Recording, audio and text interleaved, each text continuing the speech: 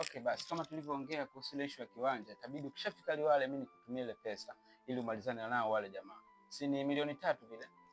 Basi okay. Mimi ukishafika tu ndo naambia nakutumia. Haya. Kazi njema. Hebu naomba simu.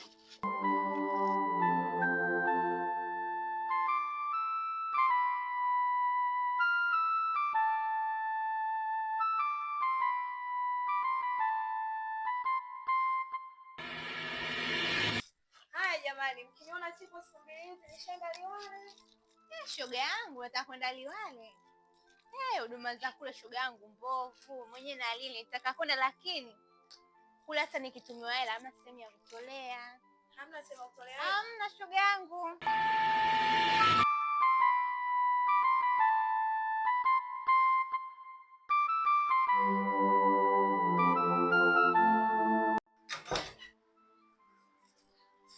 Vipi? Mbona bado upo hujatoka vipi? Nimeambia huko unapoenda hamna uwezekano wa kutoa hela kubwa. Hakuna uwezekano wa kutoa hela wapi Liwale? Nimekwambia si unaenda Liwale? Mke wangu. Hakuna uwezekano wa kutoa hela Liwale. Liwale sasa ngoja nikwambie kitu cha msingi kabisa. Liwale kuna mtu anaitwa Mata Wakala. Mata Wakala ndio suluhisho la huduma za kifedha wilaya ya Liwale. Yaani ukishashuka tu pale Liwale unaelekea ile Likongowele. Kama unaenda ofisi ya CAF hapa mkabala na Mbalizi Lodge. Mbalizi Lodge upande wa kushoto, wao wako upande wa kulia. Pale unatoa pesa yoyote ambayo unahitaji. Na sio pesa tu cha kufurahisha. Mpaka vifurushi.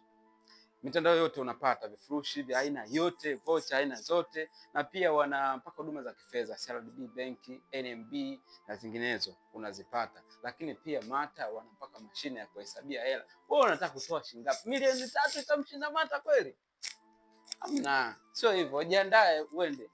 Nitakutumia pesa huduma ziko vizuri kabisa Mata. Wewe sema nipeleke kwa Mata Wakala. Ukifika stendi tafuta usafiri bodaboda, mtu yoyote anakupeleka kwa Mata Wakala. Nipeleke kwa Mata Wakala. Ndio suluhisho la huduma za kifedha wilaya ya Liwale.